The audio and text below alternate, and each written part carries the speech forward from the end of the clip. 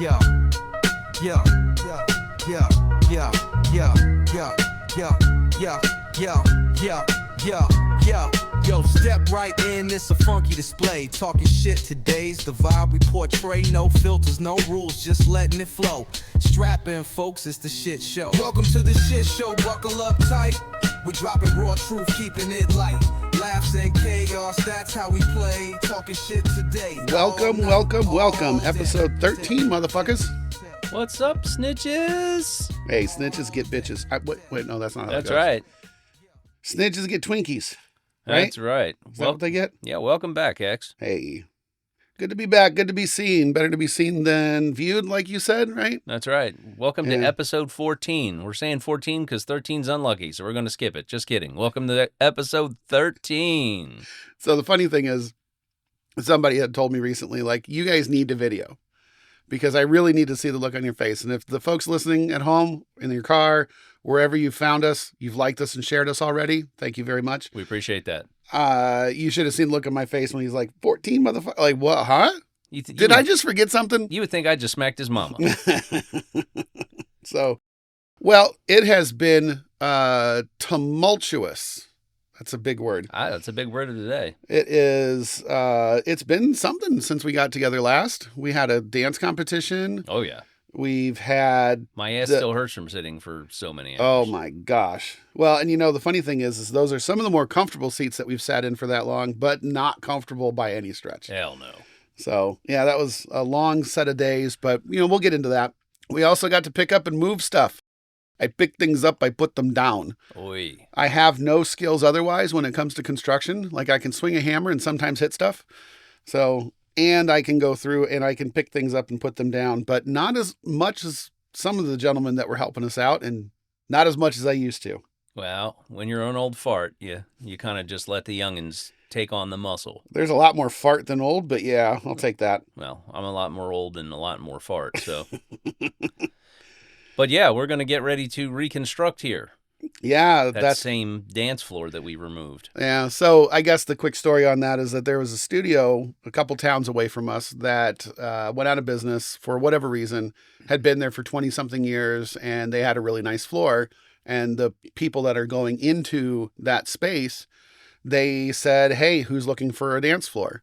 And one thing led to another, and one of our teachers said, hey, we're interested. Can we go over there and help? And we gathered up a bunch of willing individuals, and some moms and some dads got together and ripped out some Marley floors that were well built and sturdy. They were definitely well built. Sturdy as a motherfucker. And you can see that wood had been there for quite some time. Good shape, nice and dry for most of it. Oh, yeah. So hopefully it finds a good home where it's going. Well, we got a good home for it.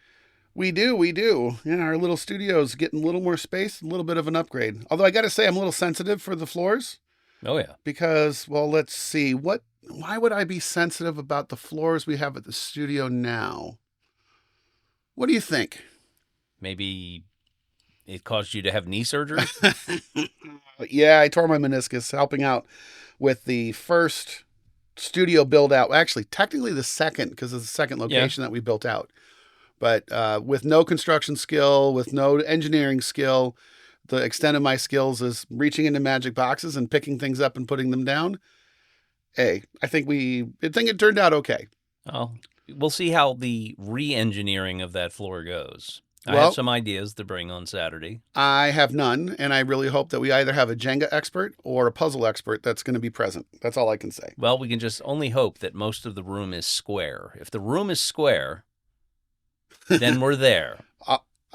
You might be forgetting just the juxtaposition we were in building out the floor that's there now, especially when we got to the walls. Oh, yeah. So I think that you're hopeful, and I will go with hope.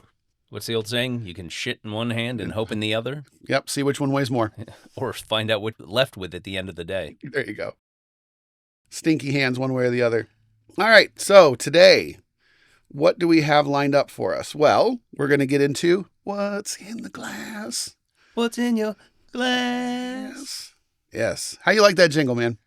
Man, I'm loving it. I'm so into it. So, and we got to premiere it last episode. We're going to keep using that and then maybe play around with it a little bit more. And then, of course, we're going to get into what we just came out of, the dance competition experience, man. That was our first competition of the season. And got to say, the studio showed up, showed out. Yeah, they fantastic. did. Awesome job, girls. So we had a lot of fun. And boys, don't forget, we had Scrappy and we had one other boy that was there. So the boys dance too. That's a whole nother conversation for us to get into. And then do you remember what happened on Saturday night? We got to catch UFC just a little bit of fight action. Let's get ready. Oh, that's boxing. Let's see here. Yeah, it's let's get it on, man. That's John McCarthy was the ref for a long time, and that was like, let's get it on. So it's too bad he's gone. He was a great personality for it, but they parted ways for whatever reason. And yeah, there was a big fight. There were lots of big fights on the card, and I won't go into all of them. I only watched 2 fights, Okay. Including the main event and then the co-main, which was not the original co-main. The other co-main got canceled because one of the women that were going to fight, she had to have neck surgery. Oh. So she was not able to fight, and they're going to reschedule that. And she's kind of an up-and-comer, although she's really big in the judo world, and she was going to be fighting a legend. And we can talk about that when that fight happens. Okay. But the really big event was the main, and I think that main event was one of the best fights I've seen in months. So we can talk about that, but I really want to kind of get into the psychology of what brings those men, and women too, but brings those men to the idea that they're ready to go and enter combat with somebody else. The mental fortitude that one normally brings in, especially at a championship level, because this was a interim championship fight technically, but it was a championship fight. And then what happens with defeat? Yeah. And fighters have gone in and talked about what places that their mental state brings them to after a defeat, especially after a knockout. Now, there was no knockout in this main event, so spoiler alert, we're going to talk about the results of something. If you haven't watched it yet, don't fucking listen to it. If you have, great, you can go along. And if you don't care, by all means. But I thought it would be interesting to talk more about kind of the observations from the athletes themselves, their perspective on how they've dealt with defeat, dealt with loss, and still come back to still compete at that elite level. So I got to say this is going to be 99% a one-sided conversation because I don't know jack shit about any of the fighters. I don't watch UFC. Just think, Ultimate Fighting Championship. I know. I'm tired. Long day. Hot take for everybody. The UFC is the pinnacle of mixed martial arts. No matter whether you love Dana White, hate the company behind what's going on, the history of it, whatever you want. UFC has the best mixed martial arts in it. That is where people want to go fight at. So, yeah, anyway, you're going to be able to 100% lead this conversation on that because I can't speak on it. I don't know anything about it. Well, but we've watched a couple fights together. Oh, yeah. I mean, I can't say I haven't seen it. Whether it's been boxing matches or whether it's been UFC fights, I think that a good fight's a good fight. I think anybody can recognize that. You don't really need to know the details on the who's, the what's, and even the techniques. If you're into the technique, then that's cool. If you're not, at least you can be entertained. And I think that was a fuck of an entertaining fight. But every man at some point in time has been defeated. Nobody has lived their entire life without defeat. For some people, they take it harder than others. And so kind of exploring that, what it takes to get back from there so that you're on whatever your right path is afterwards, I think is a important thing to dive into. Okay. And then we're going to finish up with turning into one of my favorite segments, Am I the Asshole? And let me tell you, I found a story. This is going to provoke some conversation, sir. Is there Kyle? There is, in fact, not actually a named Kyle in this one, but you can identify whichever fucking Kyle you want. I think that, yeah, I'll save it for us to get into it and reveal it to you then. Oh, cool. Well, I'm going to say this, X. Yes, sir. What's in the glass? What's in the glass? What's in the glass? Sip slow, talk slick, made the good times last. Clink it one time, then we run that track. Talking shit today, what's in the glass? 2 mics, 1 vibe, big grin in the room. Notes in the air like a bassline groove. Sniff, sip, then the truth gets passed. We don't start the show till we answer. What's in the glass?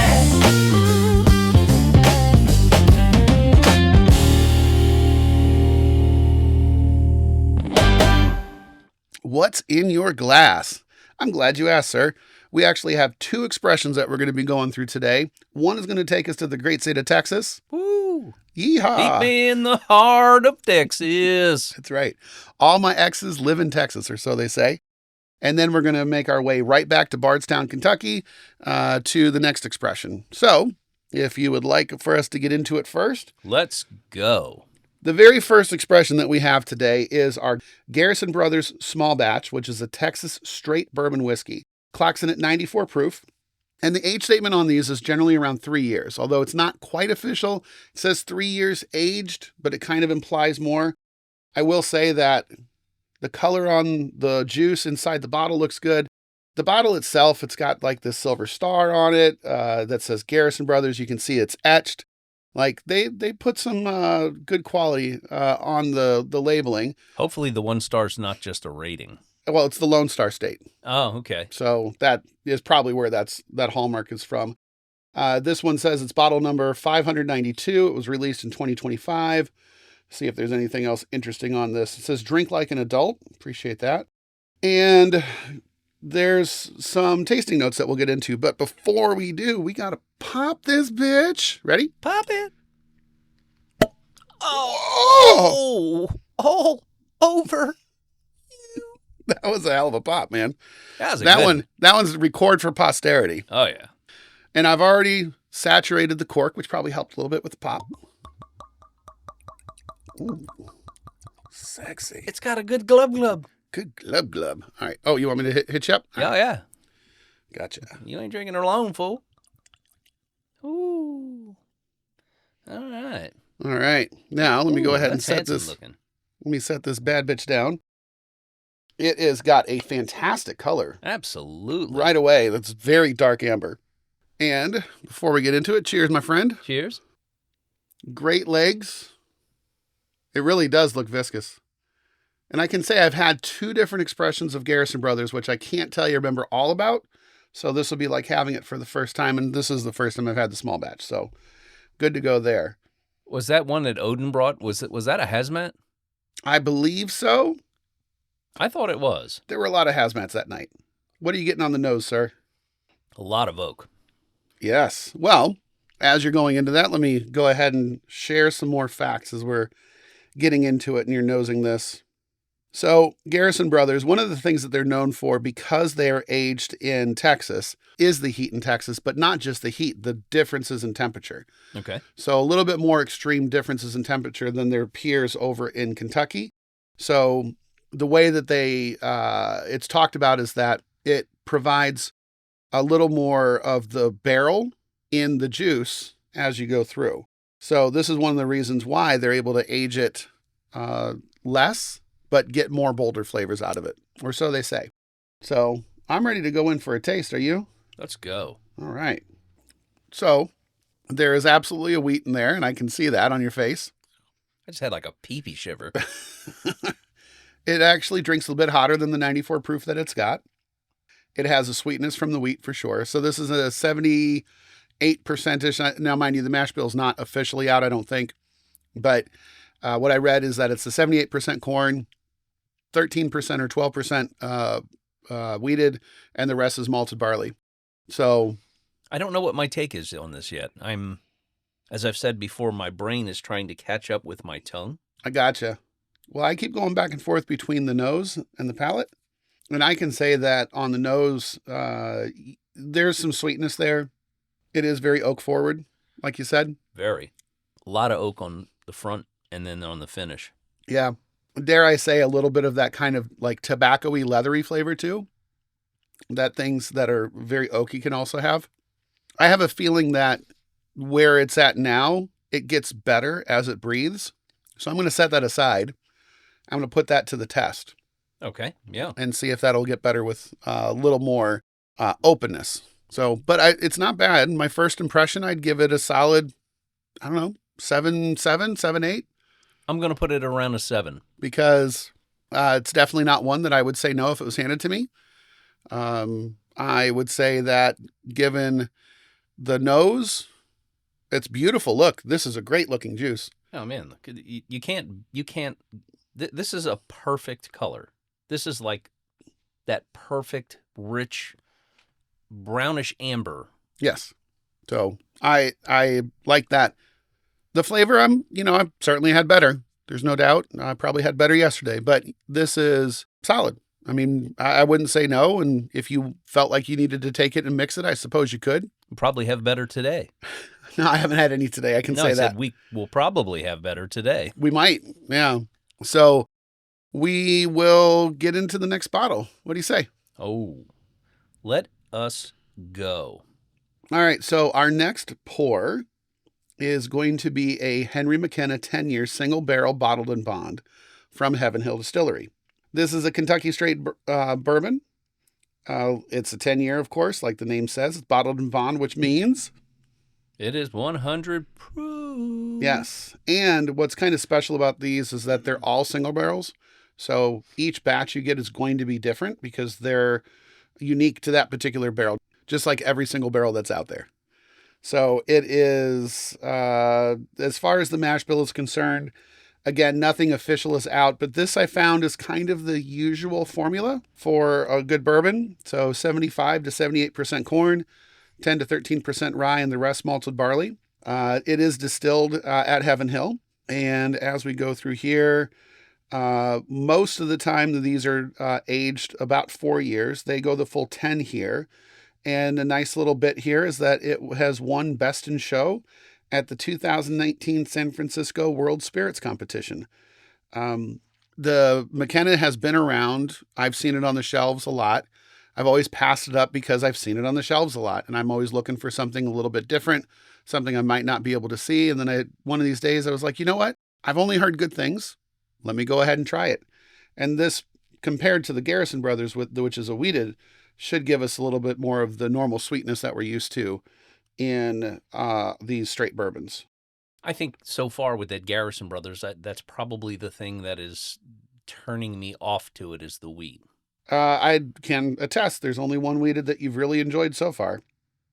Yep, Buffalo Trace kosher wheat. That was pretty amazing. That really was, yeah. So go ahead. I was just going to say, I'm looking at the bottle here, and this says it was bottled on May 5th, 2014. So this has been hanging out in the bottle for 2 years. Yep. Oh, this is bottle number. Okay. 18,828. My God, did they get a lot of bottles out of was that a big one batch. barrel. If it's a single barrel, you can get almost 19,000 bottles out of it. That's great. All right, let's see here. Tasting notes. So this one should have some vanilla and caramel in the nose, oak with light. I have no idea. Herbaceous? Yeah. What the fuck is herbaceous? Like herbs. Oh, okay. Hey, that works. See, more big words. Any more big words like that, I'm going to just evanesce. Let's see here. Smooth oak up front on the palate, sharp spice, honey, and classic bourbon sweetness underneath with a long, sweet and spicy finish. Or so they say. That sounds delectable. So, would you like to hit us up? Well, Crack that bitch. all right. You already dropped the panties on this thing. Yes, sir. So here we go. Wah! All over you. Doctor, here. Let you pour your pour. Oh, okay. Doesn't that just sound sexy? Ping, ping, ping, ping. Me, me, me, me. And while you're pouring yours, just to compare the two, they're very similar in color. Like, I don't think you can really tell a difference between these two. Yeah, it's got a fantastic color. Actually, I think the Garrison Brothers is a little darker. Yeah, the Garrison Brothers is a little darker in my If you world. can see a difference, go for it. I cannot. Similar legs, definitely different on the nose. Oh, yeah. Totally different product. It smells sweeter. It does. And you can pick up that vanilla.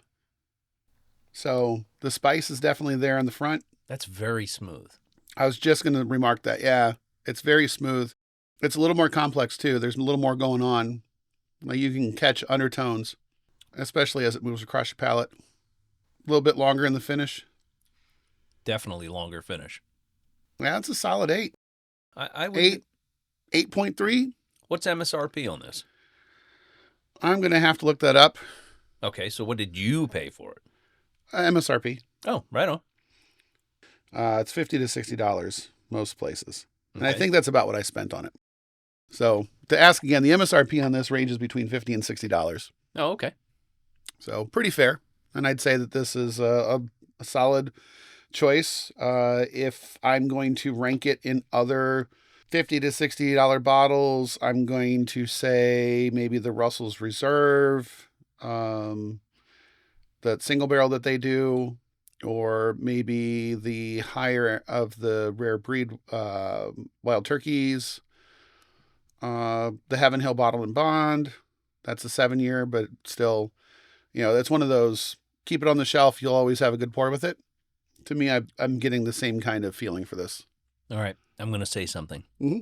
Are you sitting down? Mm-hmm. I like this better than Blanton's.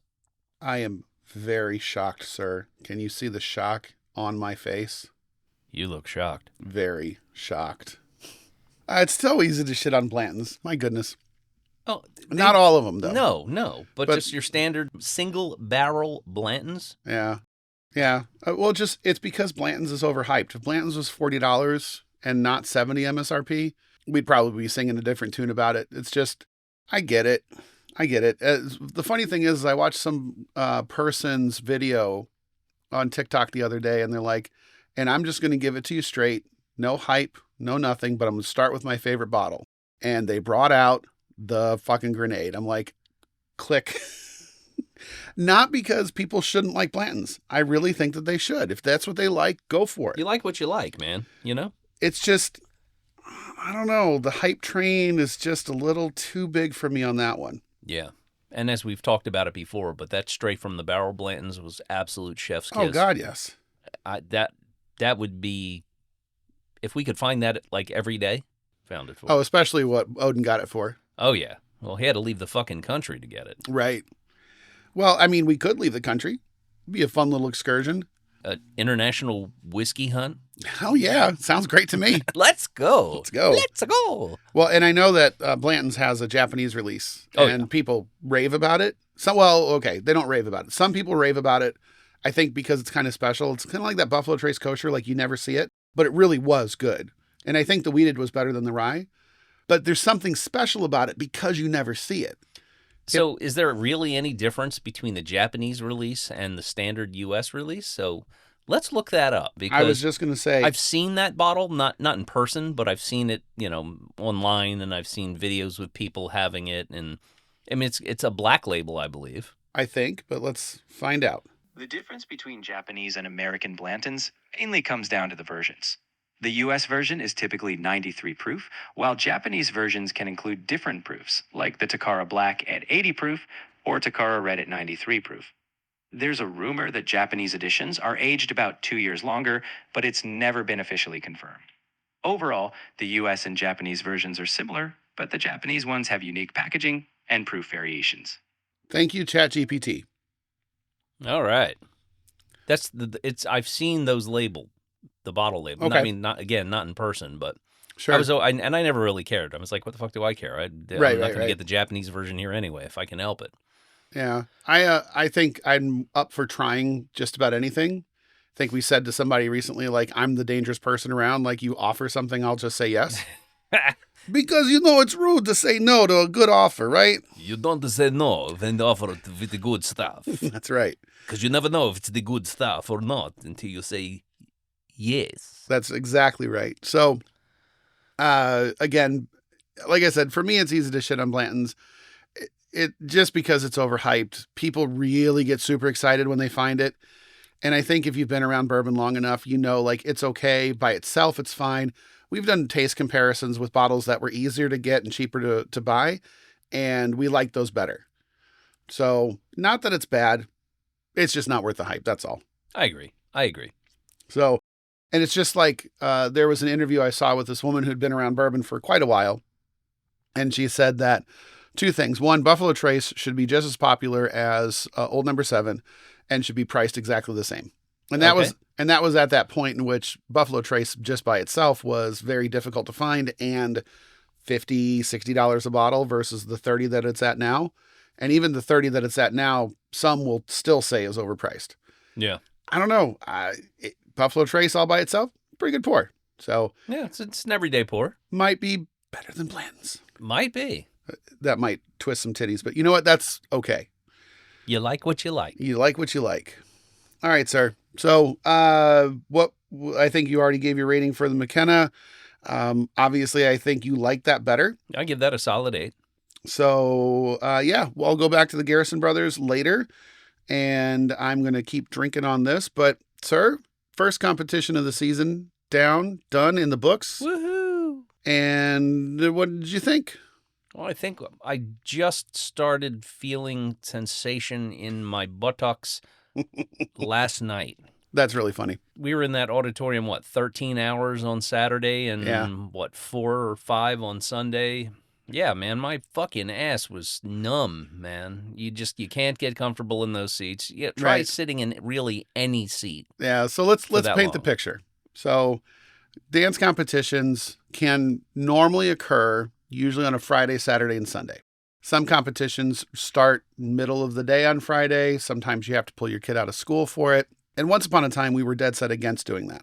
And then we also will usually be there all day on Saturday and then all or some of the day on Sunday. This particular competition got started on Saturday. So it saved us from needing to be there on Friday.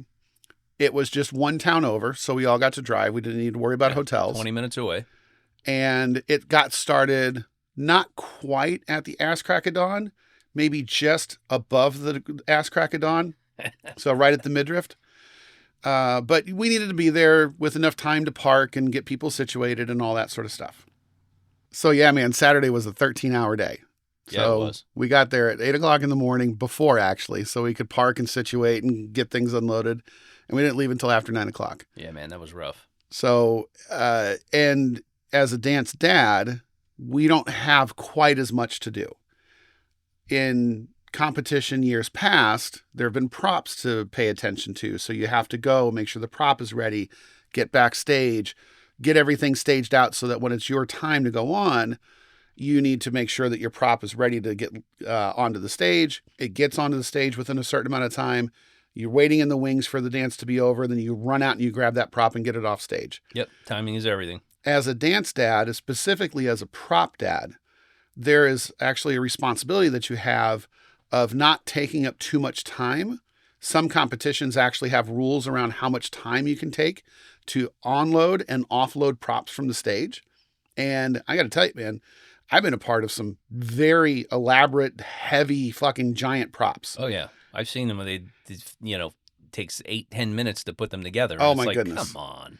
So I'm grateful that we haven't had any. Last year we had those trunks, but that was the extent of what we had for props. That's all 30 seconds on and off, maybe. Oh yeah. Maybe. So that was good. So this year, no props, but that means instead of going backstage and being useful, we are there in the audience. We're just like sacks of potatoes hanging out in the audience. So I have a shirt that says, proud dance dad, always loud. And so my kids know when I'm in the audience because I'm screaming my bloody head off, losing my voice by the end of the day. Yep. And I'm supporting not just my kids, but our entire studio. And that's something that we've always felt kind of a responsibility for, is to be there to be in the audience to help support the kids. But then also I have the idea that when other kids go on stage and no one's cheering for them, somebody should. Oh, yeah. I did the same. So they're working hard. It's difficult for most of them to get on stage. And I don't know if you spend time on stage anywhere. Stage lights, they do really well to like hide the audience. You can see the judges and the things right in front of the stage, but you can't really see the rest. It's kind of this amorphous yellow glob that's like gray and yellow, depending on the color of the lights. And so you don't get to see the details. But you can also feel really alone on that stage. And what was different about this competition was they got their critiques as soon as they were done with their dance. Yeah, that was the first competition I've ever been to see that. I've never seen that before. I've heard about it at conventions before, but never at a competition. And there were kids that made serious mistakes and they had to stand up there and, receive the feedback that they got. And be judged face to face. And the judges were all very good. They were very kind in the feedback that they provided. In some cases, you saw a dance that looked like there was really no feedback to provide. So they're kind of stretching Oh, yeah. to figure out what they can say that adds value. Yeah. But it was still overall an interesting experience and one that we're going to go back to. I think you know that. We did well. The judges really liked the way that our studio was put together, how the dancers presented themselves, the details in their dance and their costume, and the way that our dancers carried themselves, which to me is one of those very proud moments when our kids are kind of recognized for their citizenship within the dance community and at the dance competition, being helpful, being kind, being complimentary to others. Yeah. That's something you don't see very much Yeah. anymore. And our kids are just fantastic. They're awesome. They're all awesome. And I'm not just being biased. They really are the bomb.com. And the teachers have a lot to do with it too. Of course. So there was something, and I'll share with you what I put in, because of course everybody's got a group chat, right? We won't share our group chat with the world, but I will share the group chat that I had shared before, because I was really, even though this competition itself was long in the amount of time that we had to spend in the audience, which every time I got up, I was a fucking Rice Krispie treat that was stale and broken. oh yeah, I don't like sounding, like I said the other day, I said I don't like sounding like a light stick cracking every time I get up. That's right. So, but I think this encapsulates the sentiment that we all feel coming out of that competition. The very long day on Saturday. Sunday was just a half day, and then we all went to a dinner afterwards, which was nice to be able to spend that time together, both with you, your family, and the rest of the studio that was there. So, but I said, as a dance dad that's tried to be in the thick of it all these years, I love our dance family. All of you are doing great, and I'm grateful for you. I'm so happy how our studio always shows out. This is something that cements at the studio, but it starts with all of you and all of us. We've got great kids, great teachers, and this is a great family. Well, all right. I think that without being sappy and over sentimental about it, I think it's very true. My children are thriving at the studio. They are growing as individuals, as people, maturing in fantastic ways. And what dance brings to their world, I'm here for it. Yeah, so that's how I feel. You said it. You said it well. I couldn't have said it better. I think that and I've watched your dancer grow, become more confident, getting out of her head more and more, which she comes by being in her head easy. Apple tree, something.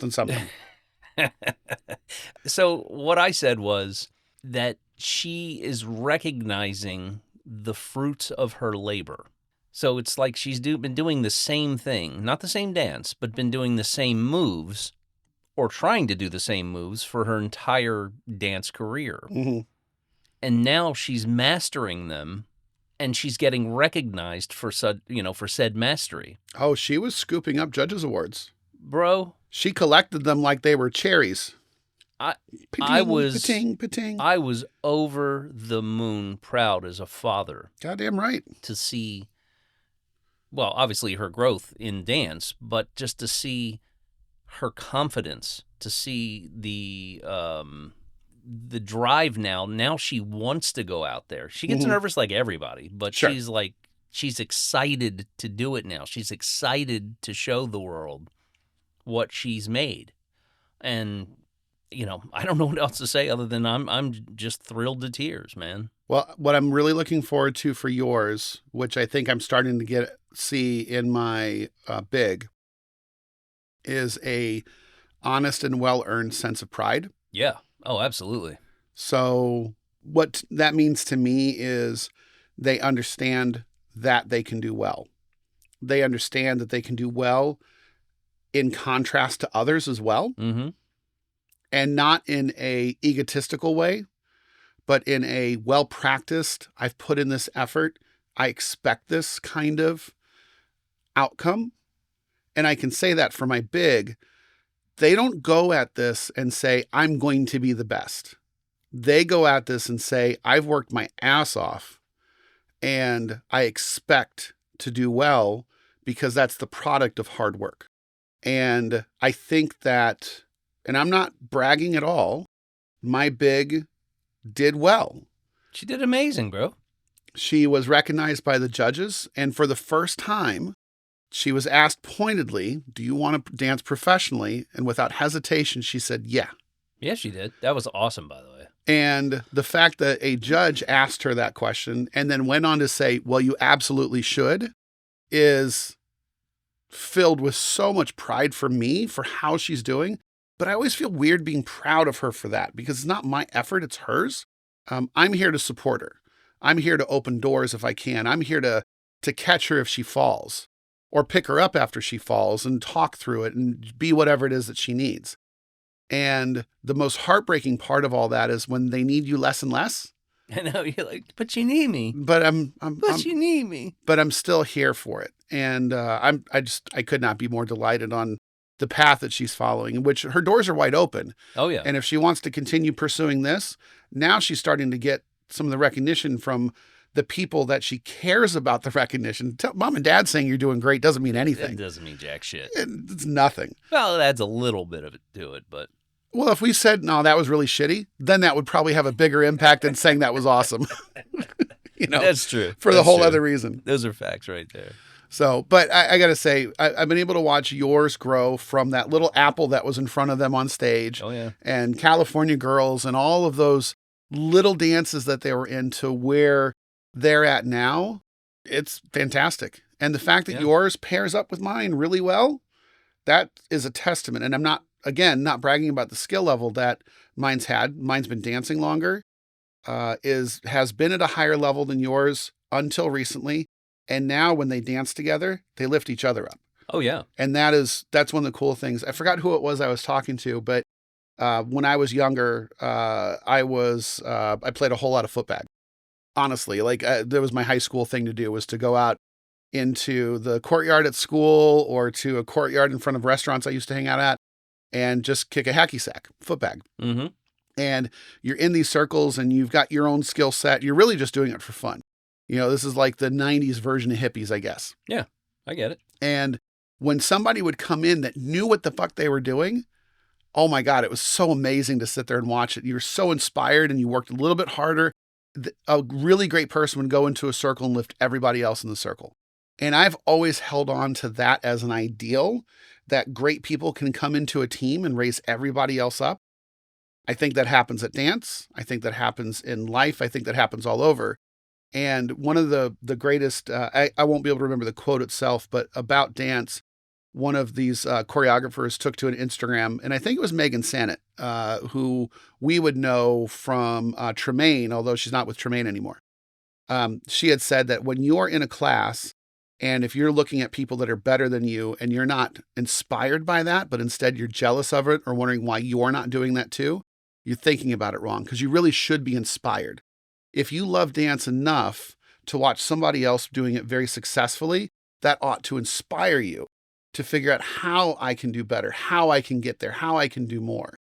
And that's kind of what these judges are looking for. It's what choreographers are looking for. And I also learned that it's what in the professional world, choreographers, artists, directors are also looking for, because they're looking for people that they can do business with.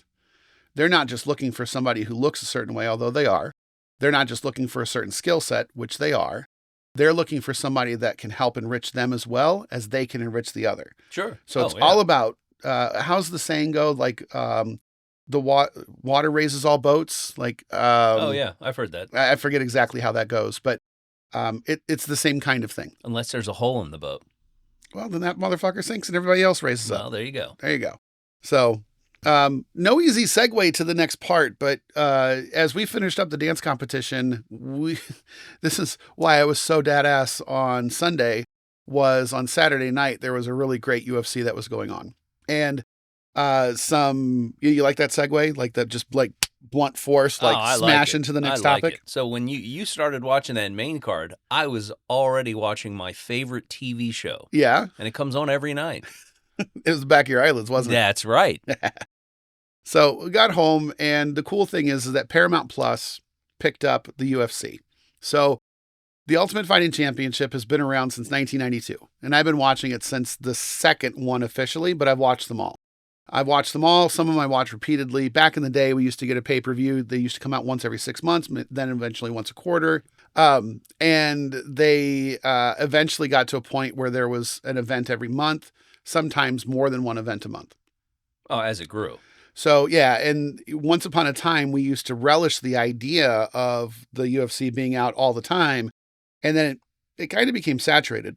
And I think part of the saturation was that there's only so many really great fights to watch because there's only so many really great fighters. Then they got better at developing talent and creating arenas where talent could go. Like Dana White had a Contender Series, and then there's Spike TV events, and which Spike TV is not around anymore, I don't think. The Dana White Contender Series is still out there. For those that are interested in it, we can dive deeper. But anyway, the UFC has become the pinnacle of mixed martial arts. And all the way up until just this year, they were on a pay-per-view model. And those pay-per-view models were actually a big part of some of the fighter compensation because then they would get share of pay-per-view buys. Well, enter Paramount Plus, which is a streaming service now. You get UFC for free if you're a Paramount Plus member. Oh, that's cool. So guess what I did? Guess what I did at the last quarter of last year? I upgraded from the free version I was getting from my Walmart account all the way up to the Paramount Plus, and that way, because I knew I would want to be there for these events. And I have to say, what I saw, some people are talking about the commercials that they played, the fact that they had commercials that were playing during the fight in between rounds. I didn't hate that. I enjoyed it. Plus, I got to sit there and watch in the comfort of my home a good UFC event. And I only came in at the Sean O'Malley fight, which he won that one by decision. Spoiler alerts, I probably should have led with that. But then the one that I was really looking forward to was Patty Pimblett, Patty the Batty Pimblett, and Justin, what the fuck's Justin's nickname? But anyway, Justin Gaethje. And it was just fucking phenomenal. 5 rounds of action, did not slow down. It was a war. And building up to this, so Patty Pimblett is kind of the up-and-comer. He's got kind of a brash personality to him, pisses people off because of the way he talks, and people want him to fail. So he's that kind of personality. He's not quite a heel, but he kind of is. Justin Gaethje is, kind of the blue collar, dig in, go in there, fight wars. And he's won more times than he's lost. He's never really fought somebody who wasn't ranked. He's fought many former champions. He's been a champion himself. And they were fighting for the interim championship at their weight class. I don't know shit about these guys. That's okay. You don't need to. You just need to know that it was a hell of a good fight. And because you are also a Paramount Plus subscriber, I am. You can go back and watch it just whenever the hell you want. So the big buildup to this is something that's interesting for us because if you think about what these two men went through just to get to this point, and I'm not talking about all their training, I'm not talking about the fights that they had that earned them the records to be able to get access to have this event go on. Fighters generally spend 8 to 10 weeks in training leading up to an event. They generally train very intensely during those 8 to 10 weeks, which includes generally massive weight cuts. Most fighters walk around 20 to 40 pounds heavier than their fight weight. And that's just because to get trim, elite body takes a lot of focus, a lot of sacrifice, a lot of work. And you and I, we don't have trim elite bodies, and that's okay. Give me a double Whopper with cheese, large fries, hold the sweet tea. What about a Royale with cheese? Okay. Getting hungry now, boss. So anyway, they go through a lot, and there's a lot of mental preparedness that they have to go through. They go through visualization where they think about what the walkout is going to be like, and they imagine, kind of hypnotize themselves into what it's going to feel like, and just being the center of that attention and being able to deal with the stress of the moment, getting out there and standing across the octagon from the person who has every intention of hurting you and ending your career and whatever it is that you put in your head, to be motivated to confront that and deal with that, to the visualization over the exchanges that you're going to have, the visualization on how you're going to win the fight and all the different ways that you're going to win, and then the visualization of what it's going to be like to be the winner of that fight. And what's interesting is that both of the combatants go into this fight with the same kind of preparation, you think, with the same kind of idea of, I'm going to win. You cannot compete at that level with the belief that you're absolutely going to lose. Justin Gaethje said something really interesting in the post-fight interview where he says, this kid's come at it with all of the wrong mindset. You have to go in there knowing that it's going to be a war, and at the worst point of the fight is where you're going to have to work really hard to get on top. Oh, yeah. And, that's kind of a good motivation. It's a good way to think about it, because you think about it worst case and you build from there. It makes a lot of sense. But there's a ton of tactics, a ton of strategy that's involved in getting ready for it. And so during the training camp, the people around the fighter work on training them on how to fight that fight according to the tactics and strategies that they have developed by looking at film, by studying how the opponent's going to work, what they respond to, what their weaknesses are, how they can be taken advantage of. Because the whole thing is about taking advantage and winning, right? The idea is to win, not do anything but that. All that work goes into it, all the dedication, the sacrifice, all the mental preparedness to get there. And at the end of these 5 rounds, whether you were able to stick to your strategy or you had to adjust it because the strategy wasn't working, you had to make adjustments in between rounds. Paddy Pimblett fought a hell of a fight, and most odds makers had him winning that. And Justin Gaethje wins by unanimous decision. He won at least 3, if not 4 of the rounds of the fight. And he straight up knocked down Paddy Pimblett at least 3 times.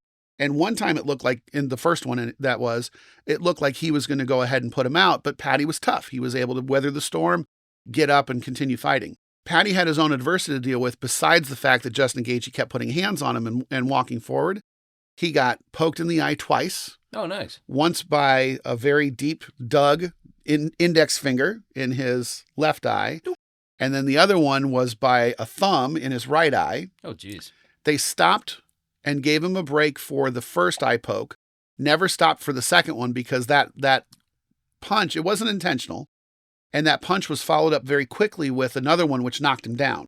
So he had to go from getting poked by the thumb to dealing with the cross to his chin to being down and having to recover from that. And he probably got hit in the chin because he couldn't see it.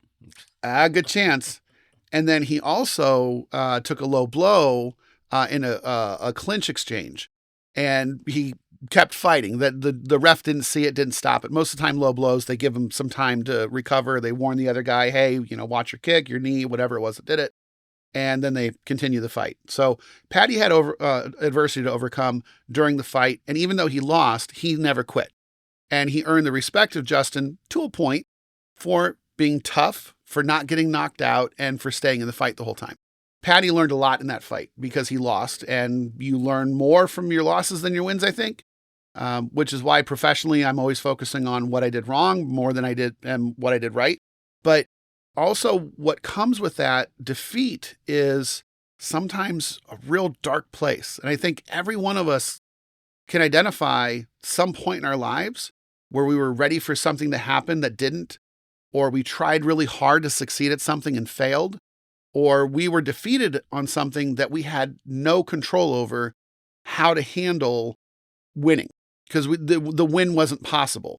There was too much force. There was too much energy. There was too much something that was in the face of what we were trying to do, and we had to deal with defeat. As it relates to these fights, and as it relates to defeat in general, Dustin Poirier, who is one of the really great fighters, I think he's officially retired now. He talked at a post-fight interview where he actually fought Justin Gaethje, got knocked out. Now, they fought each other a couple times. Dustin's won, Justin's won. And when Dustin won, or when Dustin lost, he got knocked out. And he'd been knocked out before, but not like that. And it was a vicious knockout. But he was there at the post-fight interview, and he had gone on to say how in loss, his mind takes him to really, really dark places. Oh, I'm sure. And in dealing with the defeat, he has to work really hard, rely on the support around him in order to not stay in that dark place and be pulled out. I believe he went on to say he doesn't really get out of it himself. He has to be pulled from there, because otherwise it's easy for him to stay there. And I think most of us can identify with that. It's really difficult when you feel the weight of defeat, the weight of failure, the weight of loss bearing down on you. sometimes you need to be pulled out of that. Well, that's where you hope you have a good support staff behind you, knowing Yeah. knowing that scenario, to be there, to be that group, that person, whatever, to Yeah. pull you right out, Well, and we've talked about it here before too. It's your friends, your bros, your guys that are around you, the ones that don't let you just sit in your own shit. Oh, yeah. Those are important people in your life. And remember, men tend to be the loneliest, especially the longer they're in their marriages, the longer that they are in their careers, the less time that they get to spend with their brothers, the men that are there in their lives. They may have their nuclear family, which is very important, and you need a lot of support there too. Oh, yeah. But sometimes you just need that dude to go there and just dig. Say, get the fuck up.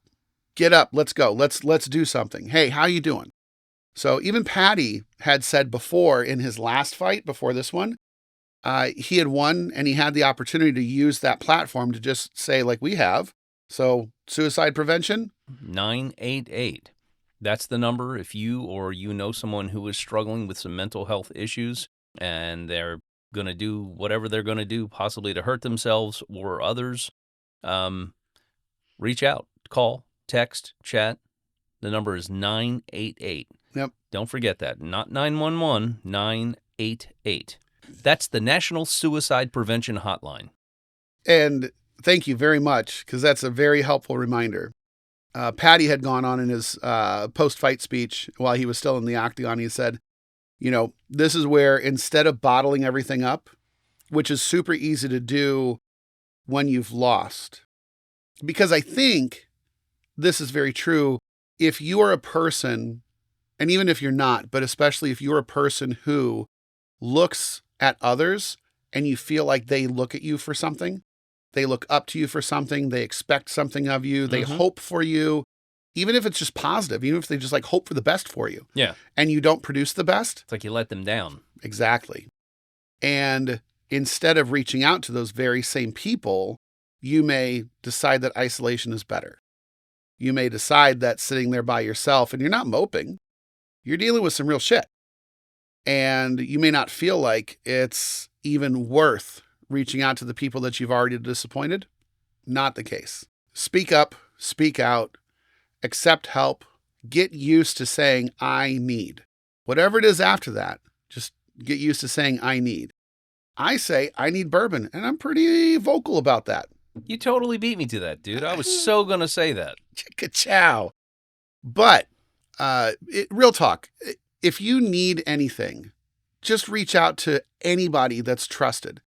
But especially if you can find that guy in your life as a man, only another man will really understand the perspective. Oh, yeah, absolutely. And even if they've not walked your path, they can at least understand it as another man.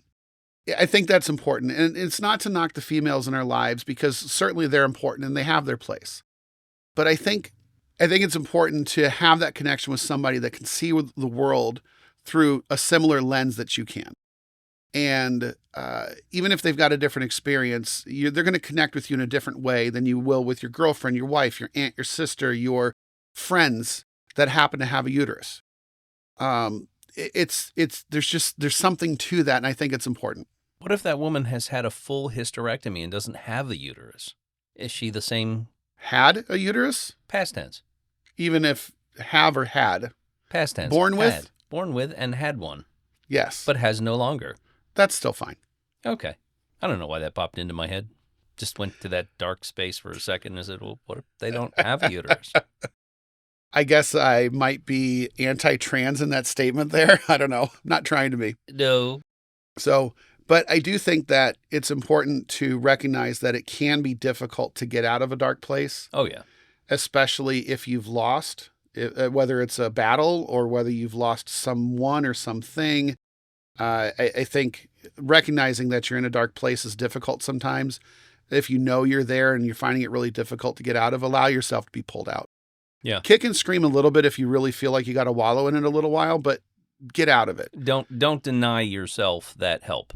Absolutely. And just remember, denial is no longer just a river in Egypt. That's right. So I think our conversation there and diving into the dark places that we can get to and the importance of getting out through the help of others, I think is really good. But I think it's time to kind of shift our focus a little bit here, sir. Yes, let's show.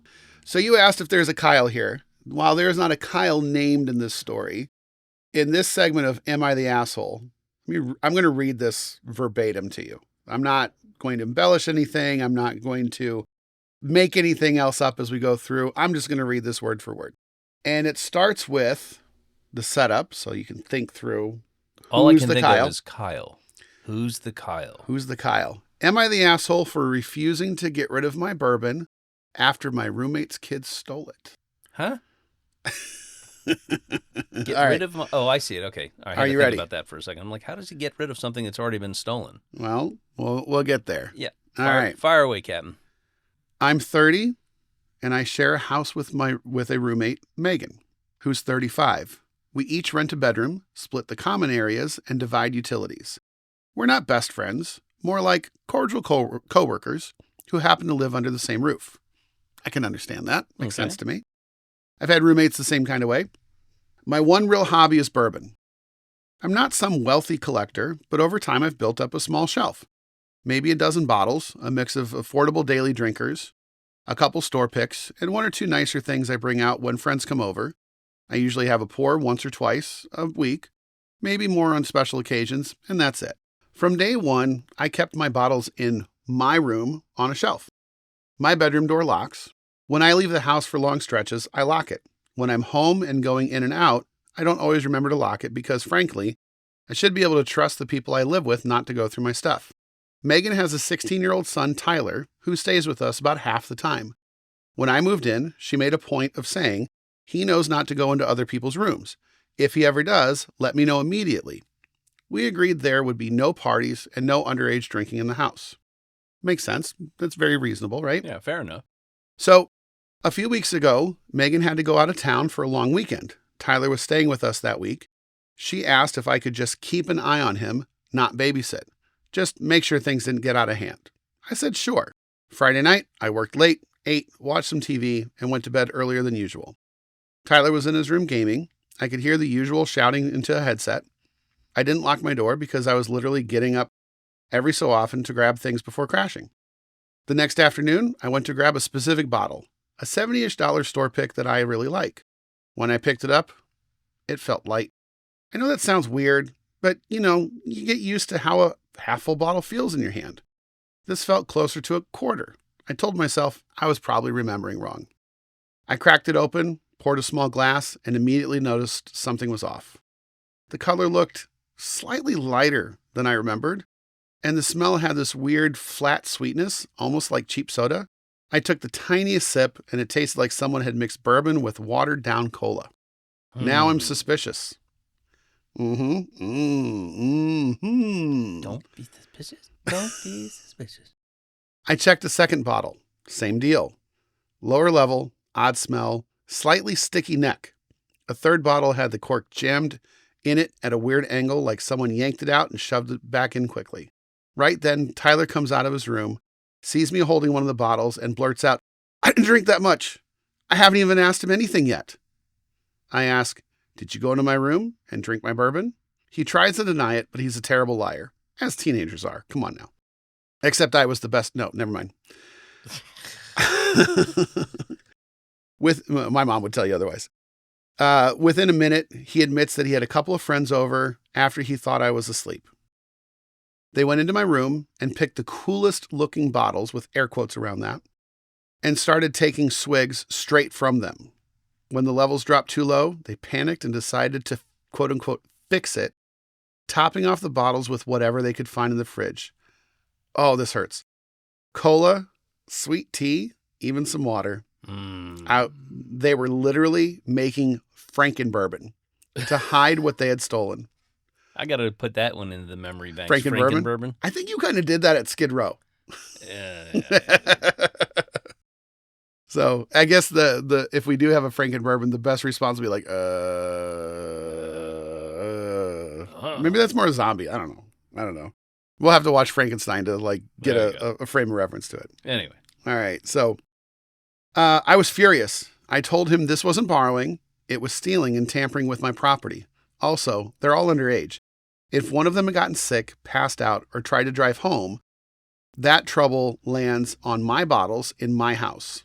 Tyler apologized a bunch, but his vibe was very, I got caught, more than truly understanding how serious it was.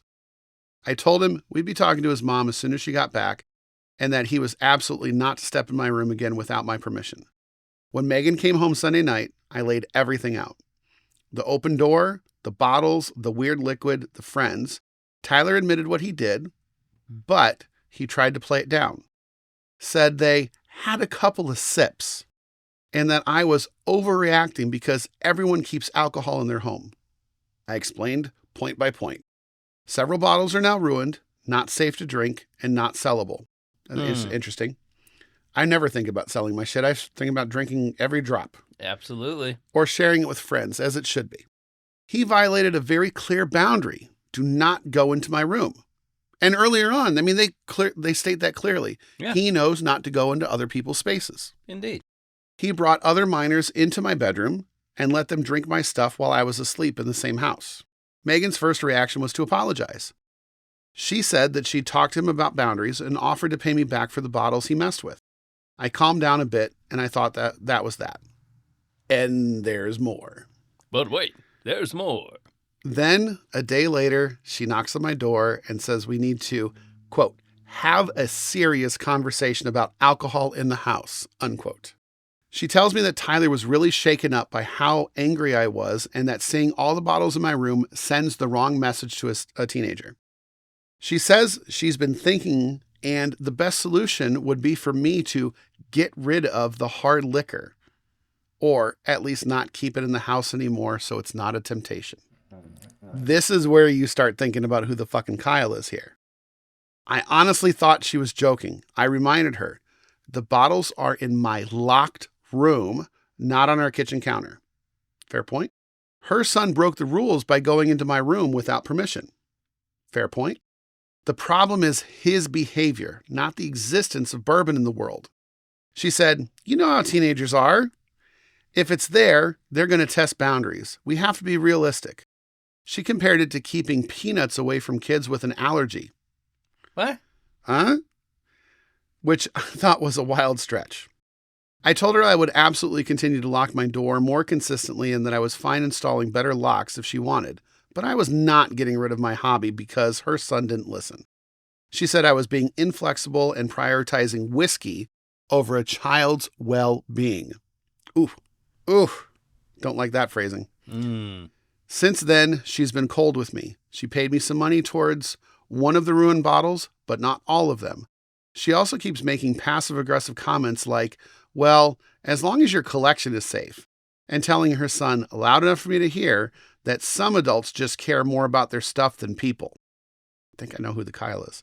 You mean Karen? We got a Karen. She can be a fucking Kyle. I don't care. I started locking my door religiously, but also I don't feel comfortable in my own house knowing that my roommate thinks the solution to her kids stealing and lying to me changes my lifestyle. A couple of mutual friends I vented to are split. Some say, it's your room and your property. She's way out of line. Others, there was a teenager in the house. Maybe it's not crazy for her to want the alcohol to be gone after he messed up. So, tell me, am I the asshole for refusing to get rid of my bourbon collection after my roommate's kids stole and watered down several of my bottles?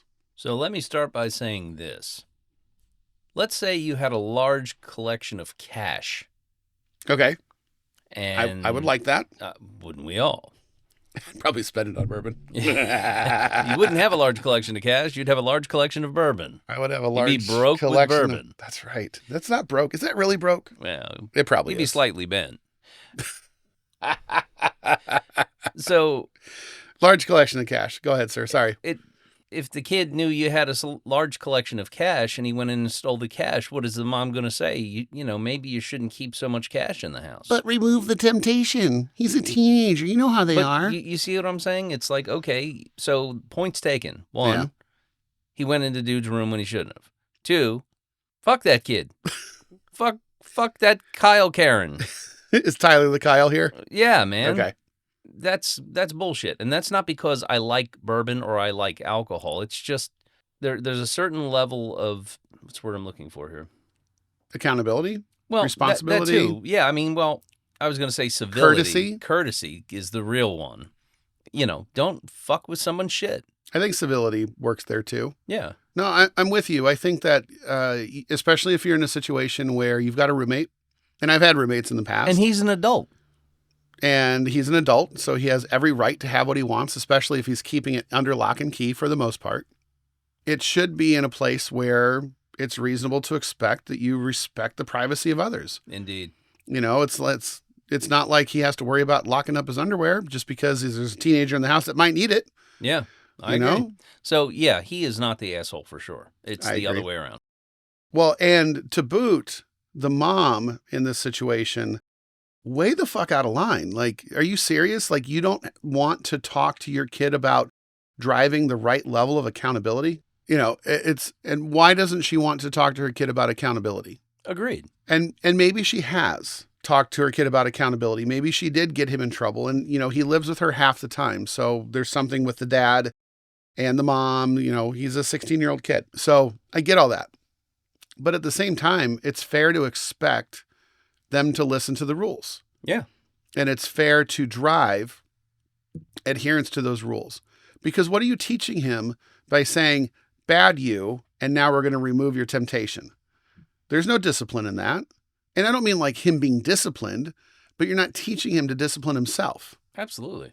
So, and you're not teaching respect, and you're not really upholding boundaries at that point. Karen. Yep. Well, so there's that. So Lumpy, I think today we've been able to talk through quite a lot.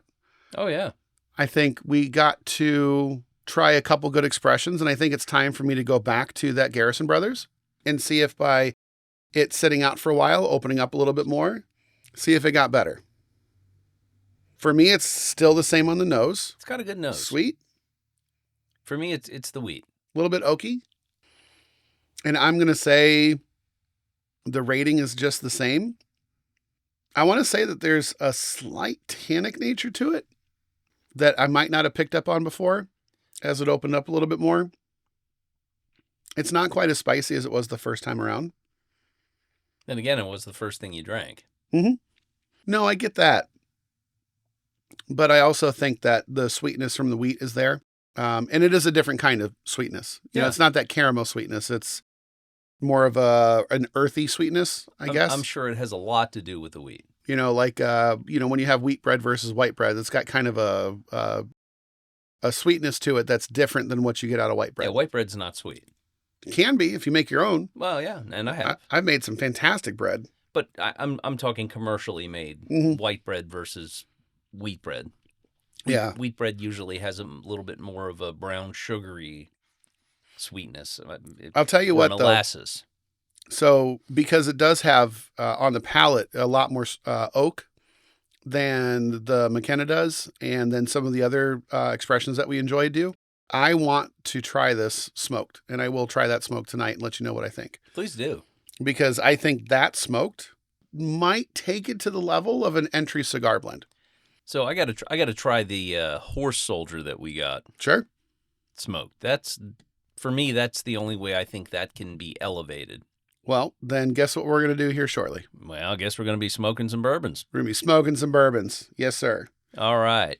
So, well, fantastic time spent with you, sir, as always. Oh, yeah, absolutely. To you, sir, to us, to everyone around, and to growth, to grace, and to the courage it takes to keep moving forward.